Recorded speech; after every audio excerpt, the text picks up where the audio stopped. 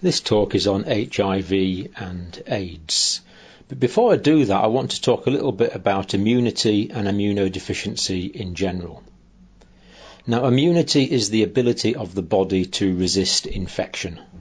So all round about us there are lots of potentially infectious bacteria and viruses, and yet inside the body it is completely sterile because the immune system removes all potentially infecting pathogens. If it fails to do so on any one occasion, and pathogens get into the body and multiply causing infection, well, as we've just said, that is by definition an infection. So all the time the immune system is working to keep our internal environment sterile and infection free. It is the ability of the body to resist infection. But sometimes a patient can become immunodeficient. There is a deficiency in this immune system. Let's think about some reasons why this can happen. Well, the immune system depends on normal white cell activity. So anything that reduces the number of white cells, we call that a leukopenia, a lack of leukocytes. The leukocytes are the white cells. This can lead to immunodeficiency. So bone marrow depression, for example, can lead to immunodeficiency because there's not enough white blood cells.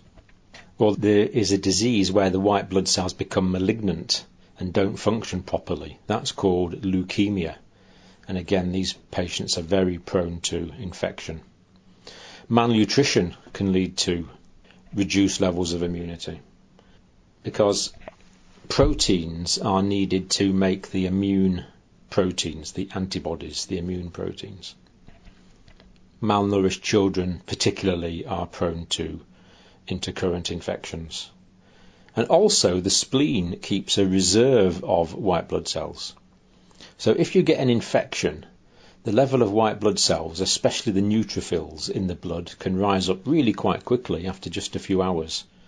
And these neutrophils will go around combating the infection. And this is because the spleen stores reserves of white blood cells. And if there is an infection, the spleen will release these blood cells very quickly and they will combat the infection. But if a patient's had their spleen out, they lose this reserve capacity. So asplenic patients with no spleens, are particularly prone to overwhelming infections. And of course there's iatrogenic causes. Iatros is the Greek word for doctor, so iatrogenic are medical conditions caused by medical treatments. So, for example, cytotoxic drugs that people might be given for cancer. These usually work by inhibiting mitosis. The fast-dividing cells can no longer divide.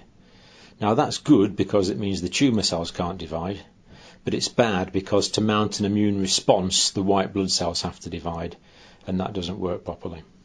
Some patients are given immunosuppressants after graft surgery. So if someone has had a kidney transplant or a heart transplant or a liver transplant, then after that they need to take immunosuppressive drugs for the rest of their lives. And these suppress the immune system, which is good because it stops the immune system rejecting the new tissue, but it's bad because it reduces the ability of the body to combat some infections. And probably more commonly, we give a lot of patients steroid drugs, and steroids also reduce the efficiency of the immune system.